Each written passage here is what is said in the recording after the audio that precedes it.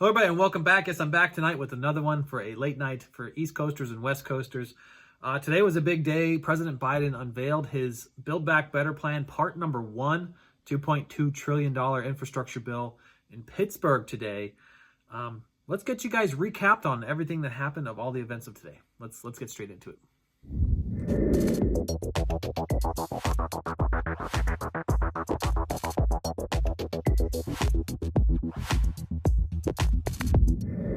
Hello everybody, I'm Edward Bilder. To all my loyal subscribers out there, welcome back to another video. And if you're joining me for the first time today, welcome. Consider becoming a subscriber. I'm going to dive straight into this. This was a pretty long briefing. It was about an hour long, I guess. Should have started at 4:20, but started more like at 4:30. Kind of called it there, about 10 minutes late. But we're going to go through this whole plan here. The plan, it's part number one. It's being titled the American Jobs Plan. And part number two will come out here in about 3 to 4 weeks, calling it the American Family Plan. Part one should create 5 million jobs, possibly through budget, and could possibly be done through budget or reconciliation. But let's get straight into this details now. I mean, they're talking 5 million jobs, but they're also talking this plan could take 8 total years. So do the 5 million jobs come over the 8 total years? I guess we'll find out here when we get to the details. Now, I will recap this video at 8 a.m. tomorrow on April 1st. So if you're watching the late night, just cut straight to the AM. It'll be out at 9 a.m. Let's get straight into your news. Okay, I'm going to break this out for you. Now, this is not in the same order as how he spoke about it in his speech today because he bounced around quite a bit. But I thought I should bring these together in a method that might be a bit easier to follow, like lumping things together that might make more sense. So I'm going to start with transportation. This is $620 billion will go to transportation. He spoke about bridges quite a bit and highways and roads. And so $115 billion will go to bridges, highways, roads, $20 billion for road safety. And he spoke of the 10 most economically significant bridges in the United States that need to be completely replaced and will be replaced. And another 10,000 total bridges will be repaired. $85 billion for public transportation, and this includes new rail cars in and out of cities. I actually happen to live like 15 minutes from Scranton, and that's where Biden was born and raised, and they have been attempting this for the past 30 years. They want to have a rail system that'll take us into New York City, which is about a 2-hour drive, and I don't know how long the commute would be on rail. I mean, there'd be a lot of stops along the way. $80 billion for Amtrak, $25 billion for airports. He did mention the Pittsburg airport, and he mentioned that it's under renovation. I actually recall it was under renovation for quite some time. I remember, yeah, it's probably been at least 7 years. $17 billion for ports, ferries, and canal systems, and $20 billion for disadvantaged communities. Okay, he has a whole section here on environment and carbon capture. This is primarily focused on EV vehicles, electric vehicles. $174 billion to EV tax incentives. This includes charging stations and, of course, buying new vehicles. And, of course, it's probably a better tax incentive if you buy an American-made vehicle. By 2030, he would like to see 500,000 charging stations across the U.S. and plans to increase the government purchases of electric buses and federal vehicles with this transition to go from gas powered to electric and hydrogen powered vehicles. Hydrogen being a new mention. Interesting, you brought that up. And here, of course, buy American, right? So they plan to buy all these government vehicles from American. Carbon capture came up. It says here 10 carbon facilities, expands carbon capture credits to make Section 45Q easier to claim that refund. And $10 billion for civilian climate corporations that will employ Americans. Interesting. $180 billion will go to R&D, and this is to upgrade the infrastructure of labs for climate control and gender and racial inequalities, talking about like SMED here. Well, I guess he said science, math, and tech. I kind of just relate that to SMED, science, math, engineering, right?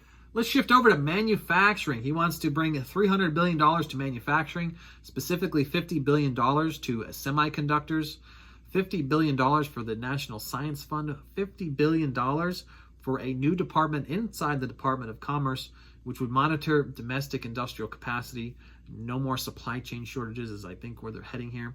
That's going to be an interesting one. I actually am an engineering manufacturing business consultant, and most of these companies out there that have these supply chain shortages, they just don't have the systems to monitor. So how they're going to get that done, unless it's going to come with some kind of government funding if you share your data, I don't know. That's going to be a tough one to get by.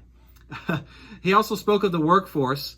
He wants to bring $100 billion for workforce development. This is training through apprenticeships and for those that have lost their jobs. And he plans to create hundreds of thousands of jobs. He talked about a whole section on service lines. This consists of water lines, electric grid, and broadband. He is talking about clean water in the terms of lead pipes. He wants to spend $45 billion to eliminate lead pipes nationwide. This is 100% elimination of lead pipes. That doesn't include lead pipes that are inside of your home, though, but, service lines. $56 billion in grants for low-cost loans to states and localities that improve their water systems, and $10 billion to bolster the rural well and waste systems, and 100% replacement of every lead line is what he said. He wants all Americans to be able to drink clean water. Every $5,000 spent could save $22,000 in related healthcare expenses. And that's just straight lead service lines gone. He wants to boost the electrical grid. He did bring up Texas, what happened here just recently in Texas. $100 billion for more significant resilient grids. $10 billion a year for the extension of the phase down of an expanded refundable investment tax credit. We're talking about for renewable energy, so it could be for in terms of wind or solar, or possibly solar generation or solar generation storage, or possibly even generation on top of your own roof. Higher labor standards came up. 100% carbon pollution free by 2035, and $16 billion to be spent on abandoned mines and gas wells. Basically, he is saying that there are still open mines and gas wells that just, they're orphaned, and they were just left. Now, I live near Scranton. Okay, so yes, there's this thing we call splunking, and it's where you go into the old abandoned mines because a lot of these things are still open, and we used to be this huge coal region, and yeah, you could go and crawl around some mines. Dangerous. I don't recommend it. Don't recommend it to anybody. Broadband. He's talking about $100 billion to bring high-speed internet. And this was interesting.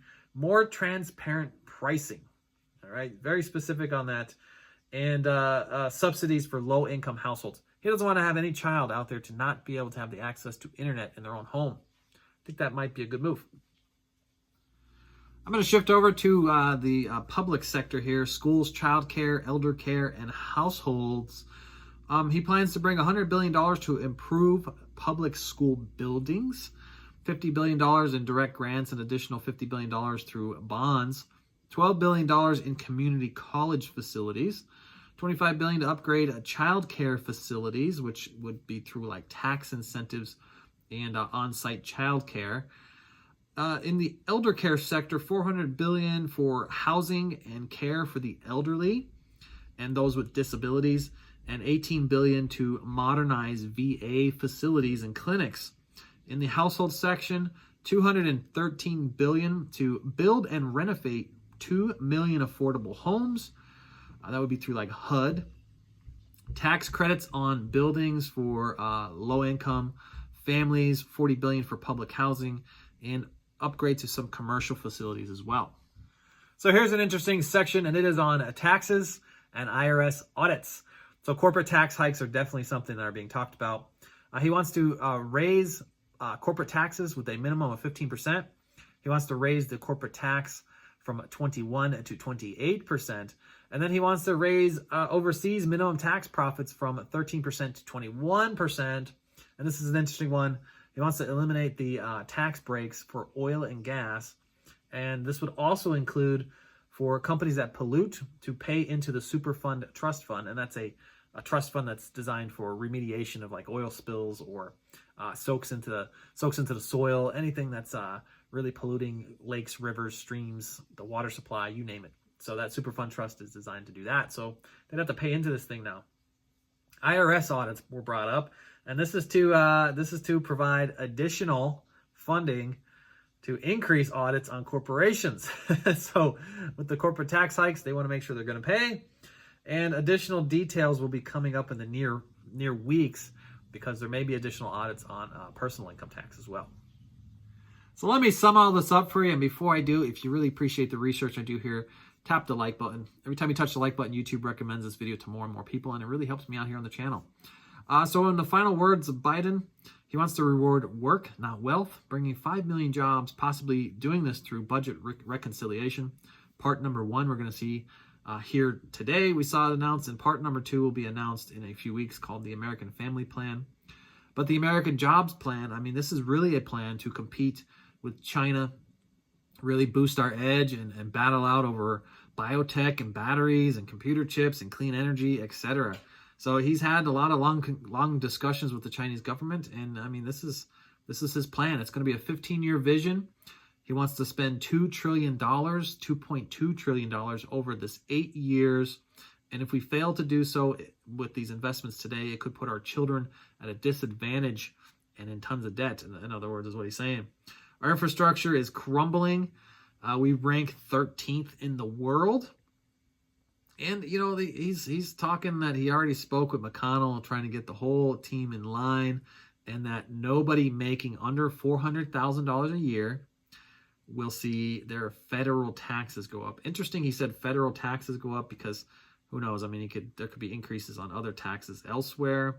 Historically, this plan has been a bipartisan plan, so it should go off without a hitch. This is like the bipartisan part, and then possibly the American Family Plan may not be as bipartisan, so that might be done through budget reconciliation, because this one might have the support of both sides behind it. So that sums it all up. I hope you guys enjoyed that, and if you enjoyed the way I presented that, tap the like button, do us a solid, and swing by the description. Check out Webull if you want to get into some investing platforms. I use Webull each and every day, and I'm telling you, in about a month's time, I get about $2,000 worth of free stocks by clicking 2 simple buttons and recommending it to my friends. And every time I recommend it to my friends on Facebook, I get all these free stocks. If I don't like those $2,000 worth of free stocks, I just trade them in. I mean, I could sell them and just take that $2,000 in cash and really do whatever I want with it. So check Webull out in the description. If you need further assistance outside of this, you could join me for a one-on-one consultation pinned in the top comment. Remember, I'm always looking for new partners in my B&B investings and my short-term rentals. That's going to do it for today, folks. I thank you all again, and I'll catch you on the next one. Bye for now.